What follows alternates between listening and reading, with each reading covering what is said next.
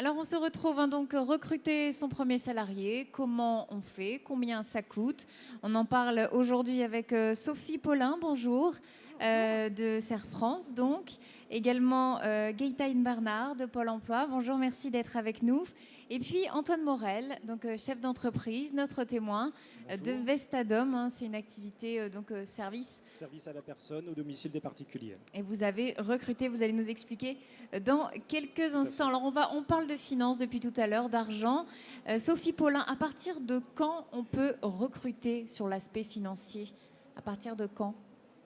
Il est vrai que nous, au niveau du Serre France Nord-Pas-de-Calais, quand on accompagne effectivement un employeur pour une future embauche, on s'appuie généralement sur le comptable ou le chargé de clientèle pour nous aider effectivement à définir si économiquement c'est faisable. Donc c'est vrai que c'est le comptable ou un chargé de clientèle qui nous aiguille. Est-ce que c'est risqué ou est-ce que tout est bien étudié avant? L'idéal pour réussir une embauche, il est important effectivement que tous les points soient bien abordés en amont et pas s'y prendre à la dernière minute entre guillemets pour recruter entre guillemets par défaut.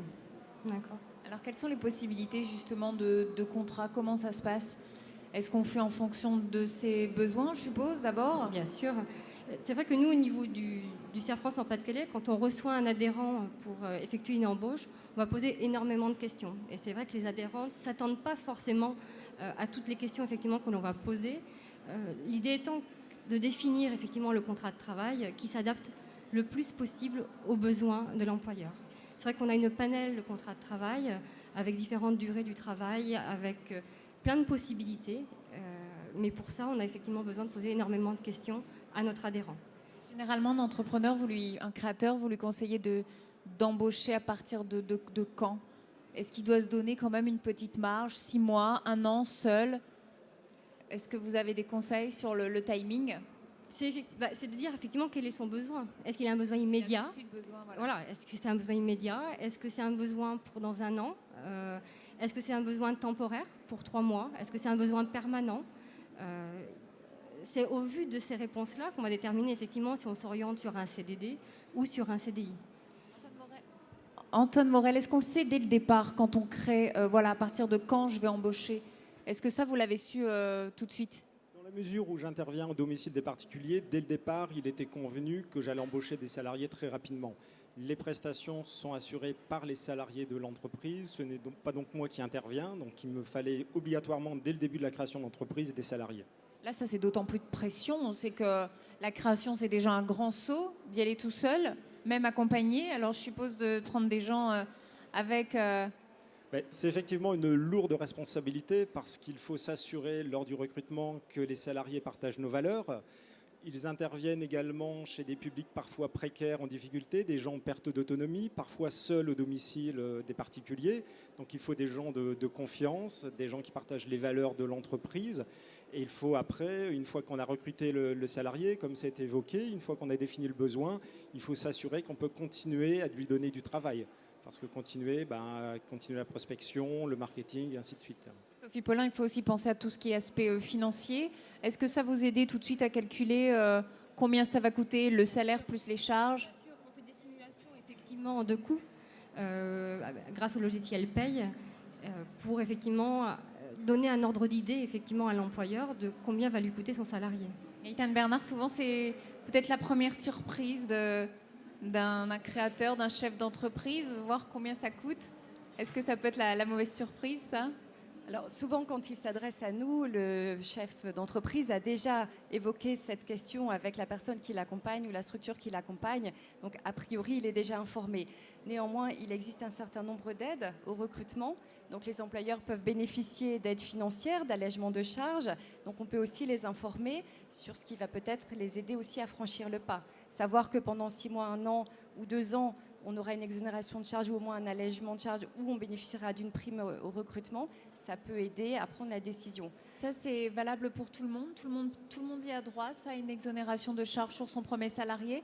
Est-ce que c'est facile? Alors, l'exonération de charges n'est pas liée au fait qu'il s'agisse d'un premier salarié, mais simplement au type de personne et surtout à la rémunération qui sera versée aux salariés. Donc effectivement, pour des bas salaires, pour un recrutement d'un salarié qui aura un salaire inférieur à 1,6 fois le SMIC, je pense, il bénéficiera d'un allègement de charges. Mais notre intervention, on intervient plutôt dans l'accompagnement, dans la recherche du futur salarié. C'est ça. Alors, comment on fait quand on se dit, voilà, j'ai besoin d'une personne, 2 personnes pour développer mon activité, qu'est-ce que je fais? Donc, effectivement, à partir du moment où le chef d'entreprise a eu l'accord de son comptable et donc s'engage dans un processus de recrutement, on est plutôt là pour l'aider à définir le poste à pourvoir. Je recrute un salarié, d'accord, mais qu'est-ce que je vais confier à la personne? Quelles sont les activités qu'elle mènera au quotidien? Donc on va définir avec lui toutes ces activités et c'est à partir de ces activités qu'on va pouvoir identifier le candidat qui pourra répondre à ça, qui pourra exercer ces activités. Est-ce que ces activités nécessitent une qualification, un diplôme ou une habilitation particulière? On prend l'exemple d'un poste un poste de conducteur, par exemple. Pour transporter certaines matières, il faut une habilitation. Pour conduire un chariot élévateur, il faut une habilitation. Si on travaille dans l'électricité, il faudra aussi une habilitation. Donc c'est pour ça que c'est important d'identifier les activités et ensuite l'environnement de travail, les horaires de travail proposés, puisque la recherche du candidat pourra différer aussi s'il s'agit d'un travail de nuit, d'horaires décalés, si ça nécessite un permis. Voilà, tout ça est vu avec le chef d'entreprise. Donc ça, vous définissez peut-être ensemble les missions pour les mettre, les écrire noir sur blanc. Voilà. Ensuite, le chef d'entreprise a quand même le dernier mot. Bien sûr. Je suppose que c'est pas évident de faire un entretien d'embauche, par exemple, trouver la bonne personne.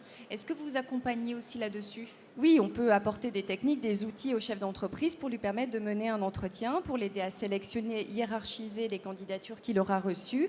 Mais bien évidemment, c'est lui qui, au final, choisira la personne qui deviendra son salarié. Donc ça, on vient voir un conseiller Pôle emploi quand on est chef d'entreprise pour avoir les différentes informations? Voilà, et le conseiller pourra l'aider. Et je voudrais juste insister sur un point qui est malheureusement souvent peu abordé et qui me semble vraiment très important, c'est l'intégration du salarié. On va en parler juste un instant avec Antoine Morel, on va revenir avec vous. Vous vous souvenez, vous, de votre premier entretien d'embauche? Tout à fait, effectivement. Alors c'est quelque chose qu'on prépare longtemps à l'avance. Comme Madame vient de le dire, j'avais effectué des fiches de poste pour savoir ce que j'allais demander aux salariés, quelles allaient être leurs missions, la rémunération, bien sûr, vue avec le comptable, avec Serre France, les exigences au niveau réglementaire, au niveau diplôme, parce que pour accompagner des personnes à domicile, il y a des exigences, il y a des diplômes demandés. Et c'est vrai que lorsque l'entretien se déroule, on essaie d'oublier aucune question, on essaie de voir un peu comment la personne va réagir quand elle sera seule au domicile des particuliers. Et le moment le plus difficile, c'est après, on se retrouve devant 3 candidatures et on doit prendre la décision. Et c'est vrai que c'est le moment qui n'est pas évident. Est-ce que vous trouvez que c'est la plus belle victoire, le plus beau succès quand on crée une entreprise, de créer de l'emploi? Est-ce que c'est ça qui est le plus boostant finalement? C'est très valorisant lorsqu'on appelle le salarié pour lui dire « Monsieur, Madame, j'ai retenu votre candidature et je vous embauche à partir de la semaine prochaine ». On sent dans la communication téléphonique, souvent c'est par téléphone, que la personne effectivement est réjouie. Et c'est vrai que pour le créateur d'entreprise, c'est quelque chose de très important. C'était quand même un accomplissement de, voilà, comme vous dites, d'embaucher quelqu'un, puis je suppose aujourd'hui de donner les feuilles de paye. C'est un accomplissement, effectivement. Et je pense que si on veut se développer, en particulier dans mon domaine d'activité et les services à la personne, on est obligé de recruter, de faire confiance aux gens. Et c'est vrai qu'aujourd'hui, j'ai 10 salariés. C'est un accomplissement de voir que progressivement, on peut recruter des salariés et leur faire confiance. Justement, on parle de confiance. Gaëtane Bernard, vous parlez tout à l'heure d'intégration. Ce n'est pas le tout d'embaucher quelqu'un. Il faut ensuite que ça se passe bien entre le chef d'entreprise et ses salariés. Voilà, il faut que le succès se poursuive, bien sûr, au moment de la prise de poste. Et c'est vrai que pour que, le succès soit au rendez-vous, il faut que le chef d'entreprise, qui a eu l'habitude de travailler seul, de ne rendre finalement de compte à personne, prenne un temps minimum au moment du démarrage du contrat pour ne serait-ce qu'expliquer et redonner le cadre de travail à son salarié. Rappeler les horaires, ce qu'on attend de la personne, ses obligations, ses droits, l'organisation, l'entreprise, enfin vraiment ce qu'on attend d'elle. Et même peut-être pour des toutes petites entreprises, faire de la communication interne, ça régulièrement c'est important? Oui, et on se rend compte que c'est ça qui permet souvent de lever des freins ou des difficultés et de maintenir un bon climat entre le chef d'entreprise et son salarié. C'est difficile, ça, les ressources humaines, ça s'apprend pas? C'est un métier à part, on va dire. Vous conseillez alors aussi dans toute la partie après, intégration? Tout à fait, effectivement, nous on accompagne effectivement de l'embauche jusqu'à la fin du contrat. Donc c'est vrai que parfois on est amené à gérer avec l'employeur des situations, on va dire, compliquées au quotidien. C'est vrai qu'on peut être très bien parfois un bon professionnel, mais le management, c'est un métier, on va dire, encore à part, qui parfois est compliqué. Antoine Morel, vous faites bien la bonne leçon de Gaëtan Bernard, la communication. Effectivement, après avoir dit à la personne qu'elle est recrutée, je passe un long moment avec le ou la salariée pour les documents officiels, les contrats de travail, les déclarations à l'embauche, remise du règlement intérieur, mais pour bien lui expliquer la culture de l'entreprise. Donc, lui partager nos valeurs, lui expliquer comment je souhaite qu'elle travaille.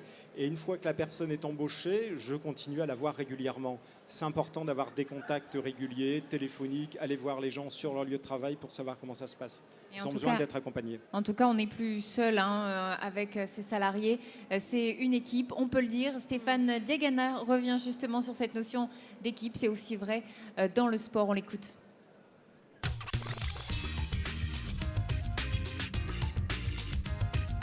Le lien entre l'entrepreneuriat et le sport, le plus évident, c'est au point de départ. Je crois qu'au point de départ, il y a une envie d'échapper à un existant, d'échapper à un statu quo, de travailler et d'écrire une part de sa vie. Quand on est sportif ou quand on est entrepreneur, on a une idée, on a un rêve parfois, et puis ce rêve devient un projet, on commence à se fixer des objectifs. Et quand on se fixe des objectifs, on commence à regarder les moyens à mettre en œuvre, la stratégie à mettre en place. Et tout ça, si j'ai pas dit de quoi je parlais avant, ça peut s'appliquer à un projet sportif comme à un projet d'entreprise. Après, il y a des points communs, bien sûr, sur le plan humain. Il faut savoir s'entourer de compétences au fur et à mesure qu'on agrège autour de soi, au fur et à mesure du développement de sa carrière sportive, comme au fur et à mesure du développement de son entreprise. Et puis après, il y a une complexité en entreprise qui est bien plus grande quand on atteint des très grosses entreprises, des très grosses structures, du fait du nombre d'interactions entre les personnes qui vont faire la performance, alors que dans le domaine sportif, même dans un sport collectif, ça reste toujours une petite équipe finalement.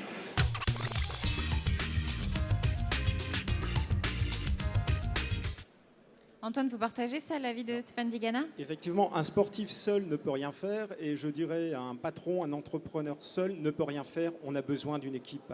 Et c'est vrai que si aujourd'hui je n'avais pas l'équipe de salariés, je ne pourrais pas avancer.